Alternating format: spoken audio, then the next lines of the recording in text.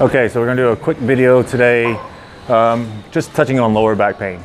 People always tend to have lower back issues, like, oh, my lower back's killing me. It's usually in two distinguishing spots on equal sides of their lower lumbar. So what we're gonna do today is just something quick to easily reduce this and to basically get that pelvic region into back a neutral state. Because what tends to happen is, let's say you have your pelvis and you kind of want to think of it like it's a bucket of water. So you don't want the water spilling out the front or the back. So you don't want any anterior tilt or posterior tilt. You want it in a nice neutral place. So what ends up happening with lower back pain is you have your antagonistic muscles. So everything on the posterior side, so your QLs, your glutes, your hamstrings, and then everything on the anterior side. So you have your psoas, which ties into your femur, your iliacus, which runs above here, and then your rectus femoris. And what ends up happening with most people is they typically are in a seated position most of the time, whether it's at the computer, at their desk, in a car, traveling. And so they have this 90-degree hip flexion going on. So what happens with this is all your hip flexors are being shortened. So when they go to stand up, these are in a shortened position, and then they cause that anterior pelvic tilt, and everybody's overextending in their lower lumbar, causing that hyperextension, causing these muscles, your QLs, to overwork and get overly tight. And then there's an argument going on from the front to the back. So first thing to think about is when you're having lower back pain is to kind of think opposing. So where the pain is usually the symptom, but not the cause. So what we're going to do today is we're going to open up the anterior portion first. So we're going to dig out the psoas, down around the iliacus, basically your guts, everything in this region, to open this up so it's not dragging your pelvis, and then also your rectus femoris. And then after that's opened up and released, then we're going to go to the posterior side and we're going to basically self-tissue release, myofascial release, the QLs, and then as well the hamstrings. All right, so the first thing we're going to do is going to take a medicine ball. Now, key with this, let's get down here, Nicole. So you think you have four quadrants, so and it's very small. So to the right and to the left of your belly button. So lower, upper, lower, upper. So what we're going to do with the medicine ball is we're going to basically dig out in the psoas and the iliacus, and even your obliques, and open this tissue up. So all you're going to do here, and make sure it's one of those medicine balls that has a little give to it, so it's a little bit soft.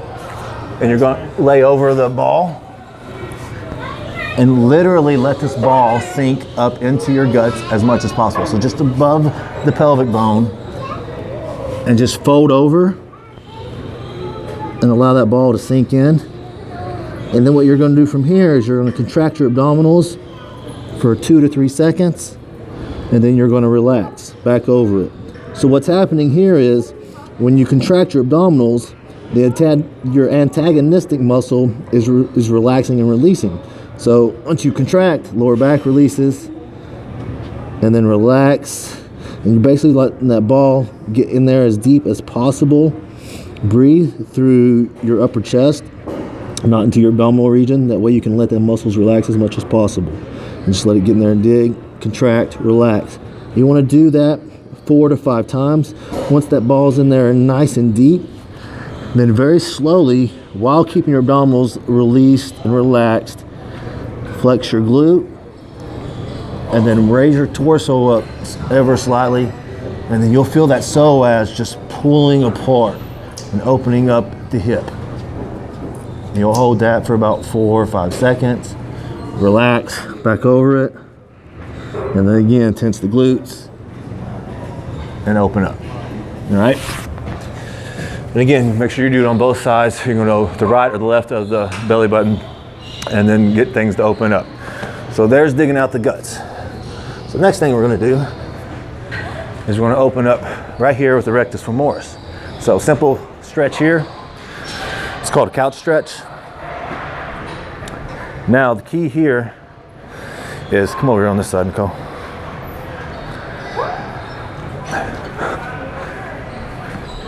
You want to get your shin basically close to as vertical as possible, all right? Now, the mistake most people make here is they lean back thinking they're stretching more of their rectus, and what ends up happening is they end up hyperextending the lower lumbar, okay? So don't do that. We want to have a nice tension in your abs, ribs locked down, and kind of think about if there's a string attached to your hip, the top of your pelvis, and it's pulling it forward. So your ribs are locked down and you're pushing this forward and staying nice and tall. And then also slight tension in the glute, and it's going to help open everything up here, pulling all the way up through the femur, top of the femur. And you just hold this position for 90 seconds to 2 minutes. And again, make sure you're not hyperextending. Staying locked down in neutral, lower back's neutral, everything's opening up here. Hold it for 90 seconds to 2 minutes. Okay, and obviously you're going to do that for both legs. All right, so the next thing we're going to do, since we've released most of the anterior, is we're going to start going to the posterior. So,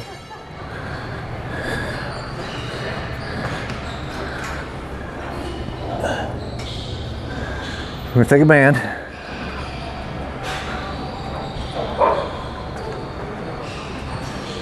Now you want to get a pretty heavy band, nothing really light. And you're going to put this around the bottom of both knees. So what the band's doing is distracting the head of the femur back into the posterior part of the capsule, where it's going to be nice and stable. And then what you're going to do, let's go over here, Nicole, is you're going to get all squared up, feet on the wall and knees at a 90-degree angle roughly. Okay, so once you're squared up here, you're going to do a basic figure four. So you're going to put your ankle up over on your knee and just hang out. So this is going to pull and open up the glute med, glute max, basically everything in the high hip area. And then from here, after you sit here for about roughly 90 seconds to 2 minutes on both legs, okay?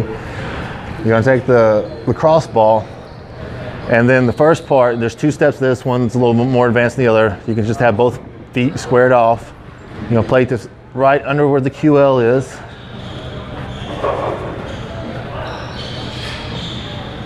Base out with your hands, feet on the wall, and then you're just gonna grind away at that tissue, helping open up that QL. Now, if that's too light, what you can do is you can go back into the figure four, which is actually going to open up the hip even more, and the same thing. Just going to start rocking slightly back and forth. You kind of find that hot spot where it's really tight and just kind of grind in that area, releasing this tissue.